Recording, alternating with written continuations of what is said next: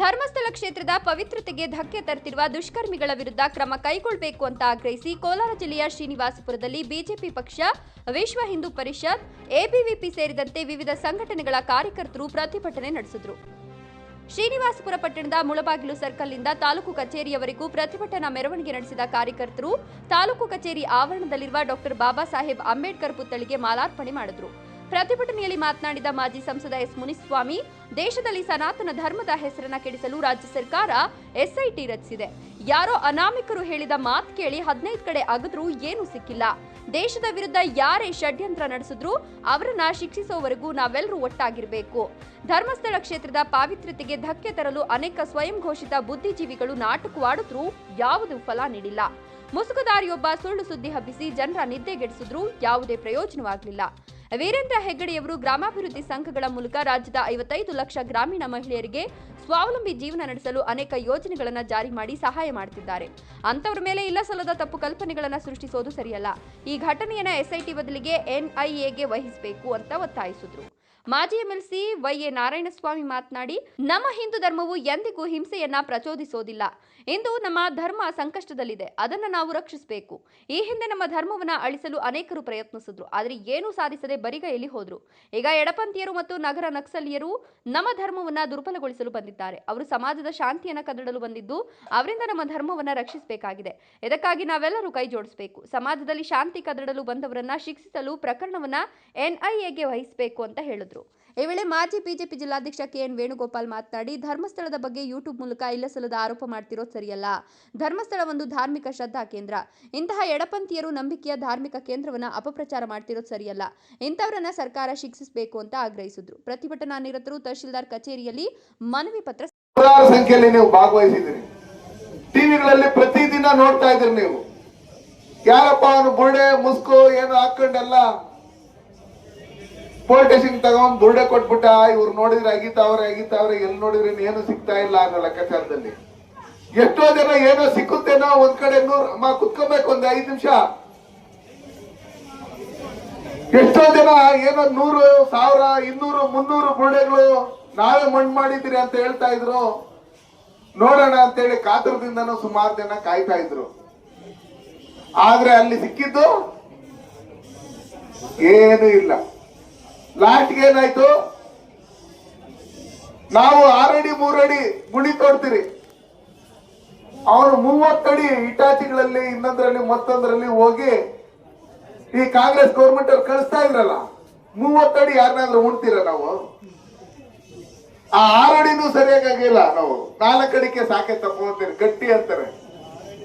ಹಂಗಿರೋವಾಗ 30 ಅಡಿ ಉಂಡಿ ನಾವು ಅಲ್ಲಿ ಡೆಡ್ ಬಾಡಿ ಐತೆ ಅಂತ ಹೇಳ್ತಾನೆ. ಇದನ್ನೆಲ್ಲ ಕೇಳ್ಕೊಂಡು ಈ ದೇಶದ ಈ ಸನಾತನ ಧರ್ಮದ ವಿರೋಧಿಗಳು ನಮ್ಮ ಕರ್ನಾಟಕ ರಾಜ್ಯದಲ್ಲಿರ್ತಕ್ಕಂಥ ಕಾಂಗ್ರೆಸ್ ಸರ್ಕಾರ SIT ಅಂತ ರಚನೆ ಮಾಡಿ ಅವನ್ ಯಾರು ಅನಾಮಿಕ ಹೇಳ್ದಂಗೆಲ್ಲ ಅವನ್ ತಾಳಕ್ಕೆಲ್ಲ ಕುಡ್ಕೊಂಡು ಸುಮಾರು 13ರಿಂದ 15 ಕಡೆ ಅಗದ್ರು. ಏನು ಸಿಕ್ಕಿಲ್ಲ. ಲಾಸ್ಟ್ಗೆ ನಿಮ್ಮಂತವರೆಲ್ಲ ಏನು ವೀರೇಂದ್ರ ಹೆಗಡೆಜಿಯವರು ಇವತ್ತು ಈ ಹೆಣ್ಮಕ್ಳು ಸ್ವಾವಲಂಬಿ ಜೀವನ ನಡೆಸ್ತಾ ಇದ್ದೀರಿ. ಮನೇಲಿ ಯಜಮಾನ್ರಿಗೆ ಸಂಪಾದನೆ ಇಲ್ಲ ಅಂದ್ರೇನು, ಮಕ್ಕಳಿಗೆ ಫೀಸ್ ಕಟ್ಬೇಕು, ಒಂದ್ ಸೀಮೆ ಹಸು ತಗೊಂಡ್ಬರ್ಬೇಕು, ಮನೇಲಿ ಮೋದೆ ಮಾಡ್ಬೇಕು, ಇವೇನೇ ಮಾಡ್ಬೇಕಂದ್ರೇನು ಯಾರು ದುಡ್ಡು ಕೊಟ್ಟಿಲ್ಲ ಅಂದ್ರೆ ಧರ್ಮಸ್ಥಳದ ಧರ್ಮಾಧಿಕಾರಿಗಳು, ಸ್ತ್ರೀಶಕ್ತಿ ಸಂಘಗಳು ನಮ್ಗೆ ಹಣ ಕೊಡುತ್ತೆ ಅಂತ ಹೇಳಿ ನೀವೇನ್ ಧೈರ್ಯವಾಗಿದ್ದೀರಿ. ಆಯ್ತು ಬಿಡು, ಮಾಡೋಣ, ಹೇಳೋಣ, ಹಣ ಕೊಡ್ತಾರೆ ಅನ್ನೋ ಲೆಕ್ಕಾಚಾರದಲ್ಲಿ ಆ ರೀತಿಯಲ್ಲಿ ಇವತ್ತು ಈ ತರ ಧರ್ಮದ ಪರವಾಗಿ ಸಾವಿರಾರು ವರ್ಷಗಳ ಇತಿಹಾಸ ಇರ್ತಕ್ಕಂಥ ಧರ್ಮಸ್ಥಳ ಮಂಜುನಾಥ ಸ್ವಾಮಿ ತಪ್ಪು ಆರೋಪಗಳನ್ನ ಮಾಡಿರ್ತಕ್ಕಂಥವ್ರು ಯಾರು, ಅವ್ರ ಹಿನ್ನೆಲೆ ಏನು, ಅವ್ರಿಗೆ ಯಾರ್ಯಾರು ಹಣ ಕೊಡ್ತಾರೆ, ಅವ್ರಿಗೆ ಯಾರ್ಯಾರು ಫಾರಿನ್ ಫಂಡ್ ಬರ್ತೈತೆ, ಈ ತಿಮುರುಡಿ ಯಾರು, ಇವ್ರನ್ನೆಲ್ಲ ನಾವು ತನಿಖೆಗೆ ಒಳಪಡಿಸ್ಬೇಕಂದ್ರೆ SIT ಮೇಲೆ ನಮ್ಗೆ ನಂಬಿಕೆ ಇಲ್ಲ. NIA ಕೊಡ್ಬೇಕು. NIA ಕೊಟ್ರೆ ಯಾರೇ ಇಲ್ಲಿ ದೇಶ ವಿರೋಧಿ ಚಟುವಟಿಕೆಗಳು ಮಾಡಿದ್ರು, ಹಿಂದೂ ವಿರೋಧಿ ಚಟುವಟಿಕೆಗಳು ಮಾಡಿದ್ರು ಅವ್ರನ್ನ ಕೂಡಲೇ ಹಿಡಿದು ಬಗ್ಗು ಬಡ್ದು ಅವ್ರ ಹಿಂದೆ ಯಾರ್ಯಾರು ಇದ್ದಾರೆ ಅನ್ನೋದನ್ನ ಹೊರಗಡೆ ಕಕ್ಕಿಸ್ತಾರೆ. ಅದಕ್ಕೋಸ್ಕರ ನಾನ್ ಸಾಮಾನ್ಯರು ಹೇಳ್ತಾ ಇದ್ರು, ಯಾವ್ದೋ ಒಂದು ಡೆಡ್ ಬಾಡಿ ನಾವು ಉಣ್ಬಿಟ್ಟಿರ್ತೀರಿ, ಅವ್ರನ್ನ ತೆಗಿಬೇಕು, ನೋಡ್ಬೇಕು. ಏನೋ ಡೌಟ್ ಅಂತ ಹೇಳಿ ಪೊಲಿಟೇಷನ್ ಬಂದ್ರೆ ಅದು ತಾಲೂಕ್ ದಂಡಾಧಿಕಾರಿಗಳ ಹತ್ರ ಹೋಗಿ ಪರ್ಮಿಷನ್ ತಗೊಂಡು ನ್ಯಾಯಾಲಯ ಅವ್ರಿಗೆ ಇದ್ಕೊಟ್ಟು ಎಲ್ಲಾರನ್ನು ಪರ್ಮಿಷನ್ ತಗೊಂಡು ಡಾಕ್ಟರ್ಗಳು ಕರ್ಕೊಂಡು ಆಂಬುಲೆನ್ಸ್ ಕರ್ಕೊಂಡು ಅವ್ರನ್ನೆಲ್ಲ ಇನ್ವೆಸ್ಟಿಗೇಷನ್ ಇವ್ರನ್ನೆಲ್ಲಾರನ್ನು ಕರ್ಕೊಂಡೋಗಿ ಅಲ್ಲಿ ಅಗಿತಾರೆ. ಆದ್ರೆ ಇವ್ನು ಬುಡೆ ಎತ್ಕೊಂಡು ಹೋದ ತಕ್ಷಣ ಅವ್ನು ಹಿಡಿದು ನಾಡಸಮ್ಮಣ್ಣವರು ನಮ್ ಡಾಕ್ಟರ್ ಓಂಶಕ್ತಿ ಅವ್ರು ಹೇಳ್ದಂಗೆ ಎತ್ತು ಒಳಗಡೆ ಹಾಕಿದ್ರೆ ಆ ಬುಡೆ ಎಲ್ಲಿಂದ ಬಂತು, ಅವ್ರು ಕೊಲೆ ಮಾಡಿದ್ದು ಯಾರು, ಯಾವ ಮಶಾಣದಲ್ಲಿ ಎತ್ ಬಿಸಾಕಿದ್ ಎತ್ಕೊಂಬಂದ್ರಿ, ಇಲ್ಲ ತಿಮ್ರೂಡಿ ಮರ್ಡರ್ ಮಾಡಿದ್ನ, ಇಲ್ಲಾಂದ್ರೆ ಗಿರೀಶ್ ಮಟ್ಟಣ್ಣ ಮರ್ಡರ್ ಮಾಡಿದ್ರ, ಇಲ್ಲಾಂದ್ರೆ ಸಮೀರ್ ಏನಾದ್ರು ಇದ್ ಮಾಡಿದ್ರ ಅಂತೇಳಿ ಅಲ್ಲೇ ಹಿಡ್ಕೊಂಡಿದ್ರೆ ಆ ಸುಮ್ನೆ ಹೋಗಿ 10-15 ದಿನ ಮಳೆನಾಗ ನಂದ್ಕೊಂಡು ಅಗದು ಇನ್ನೊಂದು ಮತ್ತೊಂದು ಮಾಡಿ ಬರೀ ಕೈನಲ್ಲಿ ವಾಪಸ್ ಬರ್ತಾ ಇರಲಿಲ್ಲ. ಇವತ್ತು ಆತ್ಮ ಬೇರೆಯವ್ರಿಗೆ ಸೇಲ್ ಆಗಿದ್ದಾನೆ, ಅವ್ರಿಗೆ ಗೊತ್ತು. ಅವ್ನ ಯಾರು ಮುಸ್ದಾರಿದ್ದ ಅವ್ರ ಮಾಜಿ ಪತ್ನಿಗಳು ಹೇಳಿದ್ರು ಎಂಡ್ರನ್ ಸಾಕಕ್ಕೆ ಅವನಿಗೆ ಹೋಗ್ತಾ ಇಲ್ಲ, ಯಾರ ಕಾಸು ಕೊಟ್ಟಿದ್ದಾರೆ ಅದನ್ನ ಈಸ್ಕೊಂಡು ಧರ್ಮಸ್ಥಳದ ಮೇಲೆ ಅದು ಇದು ಆರೋಪ ಮಾಡ್ತಾ ಇದ್ದಾನೆ. ಅವನ್ನ ಹಿಡಿದು ಒಳಗಡೆ ಹಾಕಿ 4 ಇಕ್ಕಿದ್ರೆ ಕ್ಲೀನ್ ಆಗಿ ನಿಜ ಹೇಳ್ತಾನೆ ಅನ್ನೋ ಲೆಕ್ಕಾಚಾರದಲ್ಲಿ ಅವ್ರ ಮಾಜಿ ಪತ್ನಿಯರೇ ಹೇಳಿದ್ರು ಮಂಡ್ಯದಿಂದ. ಅದಕ್ಕೋಸ್ಕರ ನಾವೆಲ್ಲ ಇಲ್ಲಿ ಕರ್ನಾಟಕ ರಾಜ್ಯದಲ್ಲಿ ಕಾಂಗ್ರೆಸ್ ಸರ್ಕಾರ ಅಧಿಕಾರಕ್ಕೆ ಬಂದ ಮೇಲೆ ದೇವಸ್ಥಾನಗಳ ಮೇಲೆ ಕಣ್ಣು ಹಾಕುವಂತದ್ದು, ಹಿಂದೂಗಳ ಮೇಲೆ ಕಣ್ಣು ಹಾಕುವಂತದ್ದು, ಪೊಲೀಸರು ನೋಡಿಯೋದು, ಸ್ಟೇಷನ್ ಬೆಂಕಿ ಇಕ್ಕೋದು. ನಮ್ಮ ಇಲ್ಲಿ ಒಂದ್ ದೇವಸ್ಥಾನ ಇದೆ, ಯಾವ ಊರ ಸರ್, ಸುಂಟಕಲ್ಲು. ಆ ದೇವಸ್ಥಾನದ ಇತಿಹಾಸ ಸಾವಿರಾರು ವರ್ಷಗಳ ಇತಿಹಾಸ ಇದ್ರೂ ಬೇರೆಯವ್ರಿಗೆ ಆ ಜಮೀನು ಮಾಡ್ಕೊಡುವಂತದ್ದು. ನಮ್ ದೇವಸ್ಥಾನಗಳ ಹತ್ರ ಬೇಕೇ ಅಂತ ಎಲ್ಲ ಅನಾಥ ಶವಗಳಿದ್ರೆ ತಗೊಂಬಂದು ಅಲ್ಲೇ ಹಾಕಿ ಗೋರಿಗಳು ಮಾಡಂತವ್ರು, ಇದನ್ನೆಲ್ಲ ಮಾಡ್ತಾ ಇದ್ದಾರೆ. ಇದಕ್ಕೆಲ್ಲ ಹಣ ಕೊಡ್ತಾ ಇರ್ತಕ್ಕಂಥವ್ರು ಯಾರು? ಈ ಪಾಕಿಸ್ತಾನಿ ಏಜೆಂಟ್ಗಳು ಹಣ ಕೊಡ್ತಾ ಇರ್ತಕ್ಕಂಥದ್ದು. ದೇವಸ್ಥಾನದ ಹೆಸರು ಕೆಡಿಸ್ಬೇಕಂದ್ರೆ ಎಲ್ಲ ರೋಡಲ್ಲಿ ಬಿದ್ದಿರ್ತಕ್ಕಂಥ ಎಡಗಳನ್ನ ತಕೊಂಬಂದು ಅಲ್ಲಿ ಊಡಾಕಿ ರಾತ್ರಿ ತಗೊಂಡು ನೋಡಾಕಿ ಇದನ್ನ ಅವರೇ ಉಳಿರೋ ಧರ್ಮಸ್ಥಳದವ್ರು ಅಂತ ಹೇಳ್ಬಿಟ್ಟು ಏನು ಇವ್ರು ನೋಡಿಸ್ತಾ ಇದಾರೆ. ನಮ್ಮ ಹೆಣ್ಮಕ್ಳು ನಮ್ಮ ಹಿಂದೂಗಳಿಗೆ ಡೌಟ್ ಬರಂಗ್ ಮಾಡಿದ್ದಾರೆ. ಅವ್ರನ್ನ ಕೂಡ್ಲೆ ಬಂಧಿಸ್ಬೇಕು. ಅವ್ರಿಗೆ ಯಾವುದೇ ರೀತಿಯಾದಂತ ಬೇಲ್ ಸಿಕ್ಕುಡ್ದವ್ರಿಗೆ ಇನ್ನು ಯಾರೇ ಯಾವುದೇ ದೇವಸ್ಥಾನಗಳ ಮೇಲೆ ಆರೋಪ ಮಾಡ್ಬೇಕಂದ್ರೆ 100 ಸಲ ಯೋಚನೆ ಮಾಡ್ಬೇಕು. ಇವತ್ತು ಆ ಗಿರೀಶ್ ಮಟ್ಟಣ್ಣ ಒಂದು ಪೊಲೀಸ್ ಅಧಿಕಾರಿ ಆಗಿದ್ದಂತವನು, ಅವನು ಇವತ್ತು ಎಡಪಂಥಿ ಅವ್ರ ಜೊತೆ ಸೇರ್ಕೊಂಡು ಇವತ್ತು ಅವನ ಮುಸುಕುದಾರಿಯನ್ನು ಕರ್ಕೊಂಡೋಗಿ ಒಂದು ನ್ಯಾಷನಲ್ ಚಾನೆಲ್ಗೆ ಇದನ್ನೇ ಹೇಳಿಕೆ ಕೊಡಿಸ್ತಾನೆ. ಆ ಗಿರೀಶ್ ಪಟ್ಟಣ ನಿಂದೆ ಇರೋರು ಯಾರು? ಆ ತಮಿಳ್ನಾಡಿಂದ ಬಂದಿದ್ದಲ್ಲ ಅವನ ಹೆಸರು ಸ್ನೇಹಿತ. ಅವನಿಂದ ಇರತಕ್ಕಂಥವ್ರು ಯಾರಂದ್ರೆ ಇಲ್ಲಿ ಧರ್ಮಸ್ಥಳದ ಏರಿಯಲ್ಲಿ ಮಂಗಳೂರು ಕಡೆ DC ಆಗಿದ್ರು ಒಬ್ರು. ಅವ್ರ ಹೆಸರು ಏನಂದ್ರೆ ಶಶಿಕಾಂತ್ ಸೆಂಥಿಲ್ ಅಂತ ಹೇಳಿ DC ಆಗಿದ್ರು.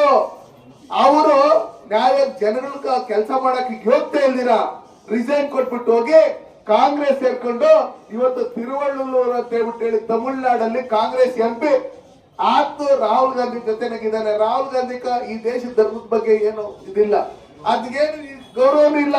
ಅವ್ರ ತಾಯಿ ಇಟಾಲಿ ಗೊತ್ತಲ್ವಾ? ಹಂಗಿರ್ತಕ್ಕಂಥ ಸಂದರ್ಭದಲ್ಲಿ ಯಾರ್ಯಾರು ಇವತ್ತು ಧರ್ಮದ ವಿರುದ್ಧವಾಗಿ ಮಾತಾಡ್ತಾರೆ, ಪಾಕಿಸ್ತಾನಕ್ಕೆ ಜೈ ಅಂದ್ರೆ ಇವ್ರನ್ನ ಕಾಂಗ್ರೆಸ್ ಅವರು ಜೈ ಅಂತಾರೆ. ಹಂಗಿರ್ತಕ್ಕಂಥ ಸಂದರ್ಭದಲ್ಲಿ ನಾವು ಈ ದೇಶದಲ್ಲಿರ್ತಕ್ಕಂಥ ಹಿಂದೂಗಳೆಲ್ಲ ಒಗ್ಗಟ್ಟಾಗ್ಬೇಕು. ಈ ದೇಶದಲ್ಲಿರ್ತಕ್ಕಂಥವ್ರು ಪ್ರತಿಯೊಬ್ರು ಭಾರತ ಮಾತೆ ಮಕ್ಕಳು, ಅದು ಹಿಂದೂಗಳಿರ್ಬೋದು, ಮುಸ್ಲಿಮ್ಸರು ಇರ್ಬೋದು, ಬೇರೆ ಅವ್ರು ಯಾರೇ ಇರ್ಬೋದು, ನಿಮ್ಗೆ ಈ ದೇಶದಲ್ಲಿ ಇರಕ್ಕೆ ಇಷ್ಟ ಇಲ್ಲ ಅಂದ್ರೆ ಪಾಕಿಸ್ತಾನಕ್ಕೆ ಹೋಗ್ಬಿಡ್ರಿ. ಇವತ್ತು ಧರ್ಮಸ್ಥಳ ಧರ್ಮಾಧಿಕಾರಿಗಳು ನಿಮಗೆಲ್ಲ ಸಹಾಯ ಮಾಡಿದ್ರೆ ಹೆಣ್ಮಕ್ಳು ಸ್ತ್ರೀಶಕ್ತಿ ಸಂಘಗಳಿಗೆ, ಅದ್ರಲ್ಲಿ ಮುಸ್ಲ್ಮಾನ್ ಹೆಣ್ಮಕ್ಳು ಕುನ್ನು ಕೊಟ್ಟಿದ್ದಾರೆ. ಅದ್ರ ನಾವು ಬೇರೆ ಅಂತ ಹೇಳಿ ನಾವೇನು ಇದು ಮಾಡ್ತಾ ಇಲ್ಲ, ಅವರು ನಮ್ಮ ಅಕ್ಕ ತಂಗಿಯರೇ. ಹಂಗಿರ್ಬೇಕಾದ್ರೆ ನಾವೆಲ್ಲ ಇಲ್ಲಿ ಒಗ್ಗಟ್ಟಾಗಿದ್ದು ಧರ್ಮಸ್ಥಳ ಧರ್ಮಾಧಿಕಾರಿಗಳು ಕರ್ನಾಟಕ ರಾಜ್ಯದಲ್ಲಿ 55 ಲಕ್ಷ ಹೆಣ್ಣು ಮಕ್ಕಳಿಗೆ, ಎಷ್ಟು ಹೇಳ್ರಿ, 55 ಲಕ್ಷ ಹೆಣ್ಣು ಮಕ್ಕಳಿಗೆ ಇವತ್ತು ಸಹಾಯಧನವನ್ನ ಕೊಡ್ತಾ ಇರ್ತಕ್ಕಂಥದ್ದು. ವಯಸ್ಸಾಗಿರ್ತಕ್ಕಂಥವ್ರಿಗೆ ತಿಂಗಳಿಗೆ 1,000 ರೂಪಾಯಿ ಕೊಡ್ತಾ ಇರ್ತಕ್ಕಂಥದ್ದು. ಹ್ಯಾಂಡಿಕ್ಯಾಪ್ಟ್ಗಳಿಗೆ ಗಾಡಿ ಕೊಡ್ತಾ ಇರ್ತಕ್ಕಂಥದ್ದು. ಅವ್ರಿಗೆ ತಿಂಗಳು ಕೊಡ್ತಾ ಇರ್ತಕ್ಕಂಥ ಕಣ್ಣು ಕಾಣಿಸ್ತಾ ಇರ್ತಕ್ಕಂಥವ್ರಿಗೆ ಇದ್ ಮಾಡ್ತಾ ಇರೋದು, ಆಪರೇಷನ್ ಮಾಡ್ತಾ ಇರ್ತಕ್ಕಂಥದ್ದು, ಕೆರೆಗಳು ಹೂಳೆತ್ತಾ ಇರ್ತಕ್ಕಂಥದ್ದು ಇರ್ಬೋದು. ಈ ಎಲ್ಲ ಕೆಲಸಗಳನ್ನ ಮಾಡ್ತಾ ಇರ್ತಕ್ಕಂಥದ್ದು ಧರ್ಮಸ್ಥಳದ ಧರ್ಮಾಧಿಕಾರಿ ವೀರೇಂದ್ರ ಹೆಗಡೆಜಿ ಅವರು. ಒಂದು ದಿನ ನಮ್ಮ ಮನೆಯಾಗ ಯಾರಾದ್ರೂ ನೆಂಟ್ರೆ ಎಕ್ಸ್ಟ್ರಾ ಬಂದ್ರೆ ನಮ್ಮ ಕೈನಲ್ಲಿ ಊಟ ಹಾಕಕ್ಕಾಗಲ್ಲ. ಯಾವಾಗ ಗೊತ್ತೀಯಪ್ಪ ಅಂತೀರಿ, ಮೊದ್ಲು ಒಬ್ಬಟ್ಟು ಹಾಕ್ತಿರಿ, 2ನೇ ದಿನ ಅನ್ನ ಸಾರು ಹಾಕ್ತಿರಿ, 3ನೇ ದಿನ ತಂಗ್ಲಿಟ್ ಹಾಕ್ಬಿಟ್ಟು ಯಾಕಪ್ಪ ಹೋಗಕ್ ಟೈಮ್ ಆಗಿಲ್ಲ, ನಿಮ್ಮೂರಿಂದ ಫೋನ್ ಮಾಡಿದ್ರು ಅಂತಾರೆ. ಆದ್ರೆ ಧರ್ಮಸ್ಥಳದಲ್ಲಿ 100 ವರ್ಷಗಳಿಂದ ಪ್ರತಿ ದಿನ ಲಕ್ಷಾಂತರ ಜನ, ಎಷ್ಟೇ ಜನ ಹೋದ್ರೆ ನಾವು ಅನ್ನದಾನ ಊಟ ಮಾಡ್ಕೊಂಡ್ ಬರ್ತೀರಿ ಅಂದ್ರೆ ಅದಕ್ಕೆ ಎಷ್ಟು ಹಣ ಖರ್ಚಾಗುತ್ತೆ. ಯಾರೇ ಇಲ್ಲಿ ತಪ್ಪು ಮಾಡಿದ್ರೇನು ಬಾ ಧರ್ಮಸ್ಥಳಕ್ಕೆ ಹೋಗೋಣ ಅಂತೀರಿ. ಧರ್ಮಸ್ಥಳದ ವಿರುದ್ಧವಾಗಿ ಯಾರು ಅಭ್ಯಾಸ ಮಾಡಿದ್ರು, ಯಾರ್ಯಾರು ಧರ್ಮಸ್ಥಳಕ್ಕೆ ಮಾಂಸ ತಿನ್ಕೊಂಡು ಹೋಗಿದ್ರು, ಯಾರ್ಯಾರು ಮಂಜುನಾಥ ಸ್ವಾಮಿ ಮೇಲೆ ಆಣೆ ಮಾಡಿ ತಪ್ಪುಗಳನ್ನು ಮಾಡಿದ್ರು, ಅವರೆಲ್ಲ ಯಾವ್ಯಾವ ರೀತಿ ಕಷ್ಟಗಳನ್ನ ಅನುಭವಿಸಿದ್ದಾರೆ ಅಂತೇಳಿ ನೀವೆಲ್ಲ ನೋಡಿದಿರಿ. ಅದಕ್ಕೋಸ್ಕರ ಈ ಸರ್ಕಾರಕ್ಕೆ ನಾವು ಹೇಳೋದಿಷ್ಟೇ, ಇವತ್ತು ಧರ್ಮಸ್ಥಳದ ಮೇಲೆ ಆರೋಪ ಮಾಡ್ತಾರೆ, ನಾಳೆ ಚಾಮುಂಡೇಶ್ವರಿ ದೇವಿ ಮೇಲೆ ಆರೋಪ ಮಾಡ್ತಾರೆ, ಇನ್ನೊಂದ್ ದಿನ ಬೇರೆ ಬೇರೆ ದೇವಸ್ಥಾನಗಳ ಮೇಲೆ ಆರೋಪ ಮಾಡ್ತಾರೆ. ಅದಕ್ಕೋಸ್ಕರ ಇವ್ರಿಗೆಲ್ಲ ಒಂದೇ ಸಲ ಕಡಿವಾಣ ಹಾಕ್ಬೇಕಂದ್ರೆ ನಾವು ಇಂಥವ್ರನ್ನ ಬಡಿಲೇಬೇಕು. ಆ ಯಾರು MP ಇದ್ದಾರೆ ತಮಿಳುನಾಡಿನ ತಿರುವಲ್ಲೂರಲ್ಲಿ ಶಶಿಕಾಂತ್ ಸೆಂಥಿಲ್, ಅವ್ರನ್ನು ಅರೆಸ್ಟ್ ಮಾಡಬೇಕು. ಅವರಿಗೆ ಫಾರಿನ್ ಯಾರು ದುಡ್ಡು ಹಾಕಿದ್ರು, ಇದರಿಂದ ರಾಹುಲ್ ಗಾಂಧಿ ಏನು ಕೈವಾಡ ಇದೆ, ಇದರಲ್ಲಿ ಕಾಂಗ್ರೆಸ್ ಅವ್ರದ್ದು ಏನು ಕೈವಾಡ ಇದೆ, ಇದರಲ್ಲಿ ಉಗ್ರಗಾಮಿ ಚಟುವಟಿಕೆಗಳದ್ದು ಏನು ಕೈವಾಡ ಇದೆ, ಎಳಪಂಥೀಯರದ್ದು ಏನೇನ್ ಕೈವಾಡ ಇದೆ, ಇವ್ರಿಗೆ ಯಾವ್ಯಾವ ದೇಶದಿಂದ ಎಲ್ಲೆಲ್ಲಿಂದ ದುಡ್ಡು ಬಂತು, ಇದನ್ನೆಲ್ಲ ತನಿಖೆ ಮಾಡಿ ಅವ್ರ ಅಕೌಂಟ್ಗಳನ್ನೆಲ್ಲ ಸೀಸ್ ಮಾಡಿ, ಅವ್ರ ಮೊಬೈಲ್ಗಳನ್ನೆಲ್ಲ ಸೀಸ್ ಮಾಡಿ, ಇವತ್ತು ಧರ್ಮಸ್ಥಳದ ವಿರುದ್ಧವಾಗಿ ಅಪಪ್ರಚಾರ ಮಾಡ್ತಾ ಇವ್ರಿಗೆ ಉಗ್ರವಾದಂತ ಶಿಕ್ಷೆ ಕೊಡ್ಲೇಬೇಕು. ಅದಕ್ಕೋಸ್ಕರ ನಮ್ಗೆ NIA ಒಪ್ಪಿಸಲೇಬೇಕು ಅಂತ ಹೇಳಿ ನಾವೇನು 1ನೇ ತಾರೀಕು ಇಡೀ ಕರ್ನಾಟಕ ರಾಜ್ಯದಿಂದ ಲಕ್ಷಾಂತರ ಜನ ಹೋಗ್ತಾ ಇದ್ದೀರಿ. ನಾವಿದ್ದೀರಿ ಮಂಜುನಾಥ ಸ್ವಾಮಿ ಪರವಾಗಿ, ನಾವಿದ್ದೀರಿ ವೀರೇಂದ್ರ ಹೆಗಡೆಜಿ ಅವ್ರ ಪರವಾಗಿ ಅಂತೇಳಿ. ಅದಕ್ಕೋಸ್ಕರ ನೀವೆಲ್ಲರೂ ಬಂದು ಈ ಪ್ರತಿಭಟನೆಯಲ್ಲಿ ಭಾಗವಹಿಸಿ ಮುಂದೆಂದೂ ದೇವಸ್ಥಾನಗಳ ವಿರುದ್ಧವಾಗಿ ಯಾರು ಚಕಾರ ಎತ್ಕೊಡ್ದು ಆ ನಿಟ್ಟಿನಲ್ಲಿ ನಾವೆಲ್ಲರೂ ಒಗ್ಗಟ್ಟಾಗಿ ಹೋರಾಟ ಮಾಡಬೇಕು. ಅದಕ್ಕೋಸ್ಕರ ನಮ್ಮಲ್ಲಿ ಓಂ ಶಕ್ತಿ ಚಲಪತಿಯರು ಹೇಳ್ದಂಗೆ ನಮ್ಮ ಮಕ್ಕಳು, ನಮ್ಮ ಮೊಮ್ಮಕ್ಕಳು, ಮೊಮ್ಮಕ್ಕಳು ಎಲ್ಲ ನೆಮ್ಮದಿಯಾಗಿರ್ಬೇಕಂದ್ರೆ, ನಾವೆಲ್ಲ ಸಂತೋಷವಾಗಿರ್ಬೇಕಂದ್ರೆ, ನಮ್ಮ ಧರ್ಮ ಉಳಿಬೇಕಂದ್ರೆ ನಾವೆಲ್ಲರನ್ನು ಒಗ್ಗಟ್ಟಾಕ್ಬೇಕು. ಚುನಾವಣೆ ಬಂದಾಗ ಯಾರು ಕೆಲಸ ಮಾಡಿರ್ತಾರೋ ಅವ್ರು ಕೋಟ್ ಹಾಕಿ, ಚುನಾವಣೆ ಬಿಟ್ಟಿದ್ದಾದ್ಮೇಲೆ ನಾವು ಈ ದೇಶದ ಪ್ರಜೆಗಳು, ನಾವೆಲ್ಲ ಈ ದೇಶದಲ್ಲಿ ಇರ್ತಕ್ಕಂಥವ್ರ ಭಾರತ ಮಾತೆ ಮಕ್ಕಳು ಅನ್ನೋ ಲೆಕ್ಕಾಚಾರದಲ್ಲಿ ಸನ್ಮಾನ್ಯ ನರೇಂದ್ರ ಮೋದಿಜಿ ಅವರು ನಾವು ಈ ಕ್ಷೇತ್ರವನ್ನ ಅಪವಿತ್ರಗೊಳಿಸಬೇಕು ಅಂತ ಹೇಳಿ ಷಡ್ಯಂತ್ರದ ವಿರುದ್ಧ ಶ್ರೀನಿವಾಸಪುರ ತಾಲೂಕಿನಲ್ಲಿ ಧರ್ಮಸ್ಥಳದ ಭಕ್ತರು, ಹಿಂದೂ ಸೇನಾನಿಗಳು, ಎಲ್ಲ ಹಿಂದುತ್ವವಾದಿಗಳು, ಹಿಂದುತ್ವವನ್ನು ರಕ್ಷಣೆ ಮಾಡಬೇಕು ಅನ್ನುವ ಧ್ಯೇಯವನ್ನು ಇಟ್ಕೊಂಡಿರುವ ಎಲ್ಲರೂ ಸೇರಿ ಮುಳಬಾಗಲ್ ಸರ್ಕಲ್ ನಿಂದ ಮೆರವಣಿಗೆ ಮುಖಾಂತರ ಶ್ರೀನಿವಾಸಪುರ ತಾಲೂಕಿನ ತಹಸೀಲ್ದಾರ್ ಕಚೇರಿಗೆ ಬಂದಿದ್ದೇವೆ. ಈ ರ್ಯಾಲಿಯಲ್ಲಿ ಭಾಗವಹಿಸಿ ರ್ಯಾಲಿಯನ್ನು ಆಯೋಜನೆ ಮಾಡಿದಂತಹ ತಾಲೂಕಿನ ಬಿಜೆಪಿ ಅಧ್ಯಕ್ಷರು, ನನ್ನ ಆತ್ಮೀಯ ಸಹೋದರ ಅಂತ ಚಂದ್ರಶೇಖರ್ ಅವರೇ, ಭಾರತೀಯ ಜನತಾ ಪಾರ್ಟಿಯ ಜಿಲ್ಲಾಧ್ಯಕ್ಷರು, ನನ್ನ ಆತ್ಮೀಯ ಸ್ನೇಹಿತರು ಅಂತ ಓಂ ಶಕ್ತಿ ಚಲಪತಿ ಅವರೇ, ಅವಶ್ಯಕತೆ ಇಲ್ಲ ಅಂದ್ಕೊಂಡಿದ್ದೇನೆ. ನಾವೆಲ್ಲರೂ ಹಿಂದೂಗಳು, ಹೌದಾ ಅಲ್ವಾ? ಜೋರಾಗಿ ಹೇಳ್ಬೇಕು, ಹೌದಾ ಅಲ್ವಾ? ನಮ್ಮ ಪದ್ಧತಿ ಯಾವುದು? ಸನಾತನ ಹಿಂದೂ ಧರ್ಮ ಪದ್ಧತಿ. ಸನಾತನ ಅಂದ್ರೇನು?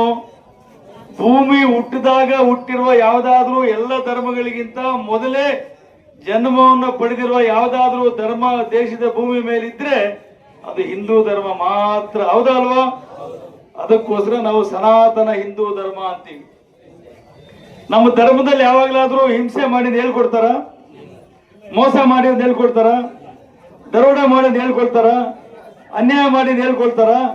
ಅಂದ್ರೆ ಹಿಂದೂ ಧರ್ಮ ಎಲ್ಲ ಜಾತಿ ಜನಾಂಗಗಳನ್ನ ತನ್ನ ಹೊಟ್ಟೆಯಲ್ಲಿ ಹಾಕೊಂಡು ಜೀವನವನ್ನ ಸಾಗಿಸುವ ವ್ಯವಸ್ಥೆಯನ್ನು ಕಲ್ಪಿಸಿಕೊಟ್ಟ ಅತ್ಯಂತ ಶ್ರೇಷ್ಠವಾದ ಧರ್ಮ ಭೂಮಿ ಮೇಲೆ ಇದ್ರೆ ಅದು ಹಿಂದೂ ಧರ್ಮ. ಆ ಹಿಂದೂ ಧರ್ಮದ ನಾವೆಲ್ಲರೂ ಆಗಿದ್ದೇವೆ ಅನ್ನೋದು ನಮ್ಗೆಲ್ರಿಗೂ ಹೆಮ್ಮೆಯ ಸಂಗತಿ ಹೇಳಲಿಕ್ಕೆ ಇಷ್ಟಪಡ್ತಾ ಇದ್ದೀನಿ ಸ್ನೇಹಿತರೆ, ಹೌದಾ ಅಲ್ವಾ? ಹಾಗಾಗಿ ಇವತ್ತು ಹಿಂದೂ ಧರ್ಮಕ್ಕೆ ತೊಂದರೆ ಬಂದಿದೆ. ಅಂತ ಹಿಂದೂ ಧರ್ಮ ಇವತ್ತು ತೊಂದರೆ ಒಳಗಾಗಿದೆ ಅಂತ ಹೇಳಿ ನಾವೆಲ್ಲ ಬೀದಿಗೆ ಬಂದಿದ್ದೇವೆ. ಧರ್ಮಸ್ಥಳ ನೆಪ ಮಾತ್ರ. ನಮ್ಮ ಮುಂದೆ ಸದ್ಯದ ಒಂದು ಘಟನೆ ಧರ್ಮಸ್ಥಳ, ಅಲ್ಲಿ ಸ್ವಲ್ಪ ಮುಂದಕ್ಕೆ ಹೋದ್ರೆ ಚಾಮುಂಡೇಶ್ವರಿ. ಆದ್ರೆ ಹಿಂದೆ ನೋಡಿದಾಗ ಈ ದೇಶದಲ್ಲಿ ಈ ಭೂಮಿ ಮೇಲೆ ಅಫ್ಘಾನಿಸ್ತಾನ, ಇಂಡಿಯಾ ದೇಶದಲ್ಲಿ ಇದ್ದಾಗ, ಪಾಕಿಸ್ತಾನ ಇದ್ದಾಗ, ಬಲೂಚಿಸ್ತಾನ ಇದ್ದಾಗ, ಅಂದ್ರೆ ಅಖಂಡ ಭಾರತ ಖಂಡದಲ್ಲಿ ಹಿಂದೂ ಧರ್ಮವನ್ನ ತೊಂದರೆ ಮಾಡಬೇಕು, ಅದನ್ನು ಮುಳುಗಿಸಬೇಕು ಅಂತ ಪ್ರಯತ್ನ ಮಾಡಿದವರು ನೂರಾರು ಜನ, ಸಾವಿರಾರು ಜನ, ಸುಮಾರು ಸೇನೆಗಳು ಕಟ್ಕೊಂಡ್ ಬಂದ್ರು. ರಜಾಕರಂತೆ, ನಿಜಾಮರಂತೆ, ನವಾಬರಂತೆ, ಇಂಗ್ಲಿಷರಂತೆ, ಪೋರ್ಚುಗೀಸರಂತೆ, ಡಚ್ಚರಂತೆ, ಯಾರಿಲ್ಲ ಹೇಳಿ ಎಲ್ಲರೂ ಬಂದು ಏನು ಗಿಟ್ಟುವುದಿಲ್ಲ ಅಂತ ಹೇಳಿ ವಾಪಸ್ ಹೊರಟೋಗ್ಬಿಟ್ರು. ಇವಾಗ ಎಡಪಂಥೀಯರು ಅಂತ ಒಬ್ರು ಉಟ್ಕೊಂಡಿದ್ದಾರೆ. ಏನು ಅಂದ್ರೆ ಮೇಧಾವಿಗಳು, ನಾವು ಬುದ್ಧಿವಂತರು, ನಮಗೆ ಮಾತಾಡಕ್ ಹಕ್ಕಿದೆ, ಏನ್ ಬೇಕಾದ್ರೂ ಮಾಡಬಹುದು ಅಂತ ಮನಸ್ಸನ್ನು ತುಂಬಿಕೊಂಡು ಅವರು ಬಹಳ ವ್ಯವಸ್ಥಿತವಾಗಿ ಈ ಧರ್ಮವನ್ನ ಡಿಸ್ಟೆಬಲೈಸ್ ಅಂದ್ರೆ ಇದನ್ನ ಶಿಥಿಲ ಮಾಡಬೇಕು ಅಂತ ಪ್ರಯತ್ನ ಮಾಡ್ತಾ ಇದ್ದಾರೆ. ಅವರನ್ನೇ ನಗರ ನಕ್ಸಲೀಯರು ಅಂತಾರೆ. ನಗರ ನಕ್ಸಲೀಯರು ಅಂದ್ರೆ ತಮ್ಮಷ್ಟಕ್ಕೆ ತಾವೇ ಸ್ವಯಂ ಘೋಷಿತ ಮೇಧಾವಿಗಳು. ಅವರು ಈ ಸಮಾಜದಲ್ಲಿ ಅಶಾಂತಿಯನ್ನು ಉಂಟು ಮಾಡಬೇಕು, ಅಸಹನೆಯನ್ನ ಸೃಷ್ಟಿ ಮಾಡಬೇಕು, ಧರ್ಮದ ವಿರುದ್ಧ ಬೇರೆ ಬೇರೆ ಇಲ್ಲಸಲ್ಲದ ವಿಚಾರಗಳನ್ನ ತೇಲಿಬಿಟ್ಟು ಧರ್ಮದ ಬಗ್ಗೆ ಬೇರೆಯವರಿಗೆ ಅಸಹ್ಯ ಮೂಡಿಸುವ ವ್ಯವಸ್ಥೆಯನ್ನ ನಿರಂತರವಾಗಿ ಮಾಡ್ಕೊಂಡ್ ಬರ್ತಾ ಇದ್ದಾರೆ. ಅಂತ ಪ್ರಗತಿಪರರು ಅಂತ ಘೋಷಣೆ ಮಾಡಿಕೊಳ್ಳುವ ಜನ ಅರ್ಬನ್ ನಕ್ಸಲೀಯರು ಅಂತ ನಾವೇನು ಬ್ರ್ಯಾಂಡ್ ಮಾಡಿದ್ದೀವಿ, ಅದಕ್ಕೆ ಬೇರೆ ಪದ ಇದೆ, ಎಡಪಂಥೀಯರು ಅಂತ. ಸಮಾಜ ನಮ್ಮಿಂದ ಬಿಟ್ರೆ ಬೇರೆಯವ್ರ ಕೈಲಿ ಕಟ್ಟಕ್ಕಾಗಲ್ಲ ಅಂತ ಅವರಷ್ಟಕ್ಕೆ ಅವರೇ ಅಂದ್ಕೊಂಡಿದ್ದ ಎಡಪಂಥೀಯರೆಲ್ಲ ಸೇರಿ ಹಿಂದೂ ಧರ್ಮಕ್ಕೆ ತೊಂದರೆ ಮಾಡಕ್ ಬಂದಿದ್ದಾರೆ. ಅವರ ಪ್ರಯತ್ನದ ಫಲವಾಗಿಯೇ ಧರ್ಮಸ್ಥಳದಲ್ಲಿ ನೂರಾರು ಶವಗಳನ್ನ ಹೂತಿದ್ದಾರೆ, ಸಾವಿರಾರು ಜನ ಕೊಲೆಯಾಗಿದ್ದಾರೆ. ನಾನು ನೋಡಿದ್ದೀನಿ, ನಮ್ಮ ಮನೆ ಹೆಣ್ಣುಮಗಳು ಕಾಣೆಯಾಗಿದ್ದಾಳೆ, ಅವರ ಮೇಲೆ ಅತ್ಯಾಚಾರ ಆಗಿದೆ, ತೊಂದರೆ ಆಗಿದೆ ಅಂತ ಹೇಳಿ ಇಲ್ಲ ಸಲ್ಲದ ಹೇಳಿಕೆಗಳನ್ನ ಕೊಟ್ಟು ಸರ್ಕಾರಗಳನ್ನ ದಿಕ್ಕು ತಪ್ಪಿಸಿ ಇವತ್ತು ಅದನ್ನ ಸತ್ಯವನ್ನ ಶೋಧನೆ ಮಾಡಕ್ಕೆ SIT ಅನ್ನು ಮಾಡಿದ್ದಾರೆ. ನೀವು ನಾವೆಲ್ಲ ಹಳ್ಳಿಯವರಲ್ವಾ? ಒಬ್ಬ ಮನುಷ್ಯ ಸತ್ತೋದ್ರೆ ಎಷ್ಟು ಆಳ ತೆಗಿತೀರಿ ಗುಂಡಿ? ನೀವು ಎಷ್ಟಪ್ಪ? 3 ಅಡಿ ಅಗಲ, 6 ಅಡಿ ಉದ್ದ, 6 ಅಡಿ ಆಳ, 20 ಅಡಿ ತೋರ್ಸವನೆ ಪಾಪ. ಯಾರೋ ಮಾಸ್ಕ್ 20 ಅಡಿ 30 ಅಡಿ ತೋರ್ಸವನೆ, 30 ಅಡಿ ಕೆಳಗೆ ಹೂತ್ ಹಾಕಿದ್ದೀನಿ ಅಂತ. ಆ 30 ಅಡಿ ಗುಂಡಿ ತೆಗಿಯಕ್ಕೆ ಅವನು 1 ವಾರ ಬೇಕು. ಅಷ್ಟೊಳಗೆ ಶವ ಕೊಳ್ತೋಗಿರಲ್ಲ, ಆಗಕ್ಕೆ ಸಾಧ್ಯನಾ? ಒಬ್ಬನೇ ಆಗಕ್ಕೆ ಸಾಧ್ಯನಾ? 5 ದಿನ ಅಗಿಬೇಕಲ್ಲ ಅಂತ ಯಾವ ಅಯೋಗ್ಯನ ಮಾತು ಕಟ್ಕೊಂಡು ಎಂತ ಪೊಲೀಸ್ ವ್ಯವಸ್ಥೆ ನಮ್ಮಲ್ಲಿ ಅಂದ್ರೆ, ಬುರುಡೆ ತಗೊಂಡ್ಬಂದು ಪೊಲೀಸ್ ಸ್ಟೇಷನ್ಗೆ ಬಂದ ತಕ್ಷಣ ಪೊಲೀಸವರೇ ಗಾಬರಿ ಆಗ್ಬಿಟ್ಟವ್ರೆ, ಏನೋ ನಡೆದೋಗಿದೆ ಹೇಳಿ. ಪೊಲೀಸ್ ಅವ್ರಿಗೆ ಏನೋ ತಾಕತ್ತಿದ್ದೀರಿ, ಆ ಬುರುಡೆ ತಗೊಂಡ್ಬಂದವ್ರ ಮೇಲೆ ಅಲ್ಲೇ FIR ಆಗಿ ಒಳಗಾಗ್ಬೇಕಾಗಿತ್ತು. ನಾವು ಬುರುಡೆ ತಗೊಂಡು ಸ್ಟೇಷನ್ಗೆ ಹೋಗಿ ನೋಡೋಣ, ಬಿಡ್ತಾರೆ ನಮ್ಮನ್ನ? ಕೂತ್ಕೊಳ್ಳೆ, ಇಲ್ಲಿ ಏನ್ ಸಮಾಚಾರ ಕೇಳ್ತಾರೆ. ಯಾರ್ದು ಬುರುಡೆ ಅಂತ ಕೇಳ್ತಾರೆ, ಯಾರು ಸಾಯಿಸಿದೆ ಅಂತ ಕೇಳ್ತಾರೆ, ಯಾರು ಕೊಲೆ ಮಾಡಿದೆ ಅಂತ ಕೇಳ್ತಾರೆ, FIR ಆಗ್ತಾರೆ, ಒಳಗಾಗ್ತಾರೆ. ಆದ್ರೆ ಆ ಬುರುಡೆ ಮನುಷ್ಯನಿಗೆ ಏನು ಪಟ್ಟಾಭಿಷೇಕ ಮಾಡಿಬಿಟ್ರು. ಮಾಸ್ಕ್ ಮ್ಯಾನ್ ಏನು ಅವನು ಹೇಳಿದ ಕಡೆ ಬೆಳಗ್ಗೆ ಬರೋದು, ಸ್ಟೈಲ್ ಆಗಿ ಇಲ್ಲಿ ಹೋಗಿರಿ ಅನ್ನೋದು, ಅಗಿಸೋದು, ಸಾಯಂಕಾಲ ಹೊರಟೋಗೋದು. ಸಾಯಂಕಾಲ ಎಲ್ಲಿಗೆ ಹೋಗ್ತಾನೆ ಗೊತ್ತಿಲ್ಲ, ಪಾರ್ಟಿ ಮಾಡಕ್ಕೆ ಅವನು ಯಾರ ಜೊತೆ ಹೋಗ್ತಾನೆ ಗೊತ್ತಿಲ್ಲ, ತಿಮ್ಮರೋಡಿ ಗೊತ್ತಿಲ್ಲ ಅವನ ಜೊತೆ. ಅವರಿಗೆ ಇಷ್ಟು ದೊಡ್ಡ ಪ್ರಮಾಣದಲ್ಲಿ ಸರ್ಕಾರ ಬಹಳ ಉದ್ದದ ದಾರವನ್ನು ಕೊಟ್ಟಿದ್ದೇ ತಪ್ಪು, ಸರ್ಕಾರ ಇದನ್ನು ಸಹಿಸಿಕೊಂಡಿದ್ದೇ ತಪ್ಪು. ಅವನು ಕೋರ್ಟ್ ಅಲ್ಲಿ ಹೋಗಿ 164 ಸ್ಟೇಟ್ಮೆಂಟ್ ಹಾಕಿದ ತಕ್ಷಣ ಕೋರ್ಟ್ ಆದೇಶ ಆಗುತ್ತೆ ತನಿಖೆ ಮಾಡಿ ಅಂತ ಹೇಳಿ. ಪ್ರಗತಿಪರರು ಪ್ಯಾಲೇಸ್ ನಮ್ಮ ಫ್ರೀಡಂ ಪಾರ್ಕ್ ಅಲ್ಲಿ ಸ್ಟ್ರೈಕ್ ಮಾಡಿದ ತಕ್ಷಣ SIT ಮಾಡ್ತಾರೆ. ಮುಂಚಿನ ಹೇಳ್ತಾರೆ, ಸಿದ್ದರಾಮಯ್ಯ ಹೇಳ್ತಾರೆ SIT ಬೇಕಾಗಿಲ್ಲ ರೀ ಅಂತ ಹೇಳಿದ್ರು. ಅದು ಏನು 6 ಗಂಟೆಗೆ SIT ಮಾಡಿ ಅನೌನ್ಸ್ ಮಾಡ್ತಾರೆ. ಆದ್ರಿಂದ ಇದ್ರ ಹಿಂದೆ ಬರೀ ಸಣ್ಣವರಿಲ್ಲ, ಇದ್ರ ಹಿಂದೆ ಅಂತಾರಾಷ್ಟ್ರೀಯ ಜಾಲ ಇದೆ. ದೇಶ ವಿದೇಶಗಳಿಂದ ಇಂಥ ಯಾರು ಷಡ್ಯಂತ್ರ ರೂಪಿಸ್ತಾ ಇರೋ ಎಲ್ರಿಗೂ ದುಡ್ಡು ಬರ್ತಾ ಇದೆ. ಹಾಗಾಗಿ ಈ ತನಿಖೆಯು ಬರೀ SIT ಇಂದ ಮಾತ್ರ ಸಾಧ್ಯ ಇಲ್ಲ, ಕರ್ನಾಟಕದ ರಾಜ್ಯದ ಪೊಲೀಸ್ ಕೈಯಿಂದ ಸಾಧ್ಯ ಇಲ್ಲ. ಇದು ದೇಶದಲ್ಲಿ ಅತ್ಯಂತ ಪ್ರಖ್ಯಾತಿಯನ್ನು ಹೊಂದಿರುವಂತಹ ನ್ಯಾಷನಲ್ ಇನ್ವೆಸ್ಟಿಗೇಷನ್ ಏಜೆನ್ಸಿ NIA ಕೊಡಬೇಕು ಅಂತ ಆಗ್ರಹ ಮಾಡ್ತಾ ಇದ್ದೇವೆ. ಯಾಕೆಂದ್ರೆ ಎಲ್ಲ ಅಂತರ್ರಾಜ್ಯಗಳ ಮೀರೋಗಿದೆ. ಯಾರು ಹೇಳ್ತಾ ಇದ್ರು ಟಿವಿಯಲ್ಲಿ, ಈ ಮಾಸ್ಕ್ ಮ್ಯಾನ್ ಅನ್ನ ಡೆಲ್ಲಿ ಕರ್ಕೊಂಡು ಹೋಗಿದ್ರಂತೆ ಬೋಧನೆ ಮಾಡಕ್ಕೆ, ಯಾವ ರೀತಿ ಬಿಹೇವ್ ಮಾಡಬೇಕು ಟ್ರೈನಿಂಗ್ ಕೊಡಕ್ಕೆ. ಹಾಗಾಗಿ ಧರ್ಮಸ್ಥಳದ ವಿರುದ್ಧ ಷಡ್ಯಂತ್ರ ಬಹಳ ದೊಡ್ಡ ಪ್ರಮಾಣದಲ್ಲಿದೆ.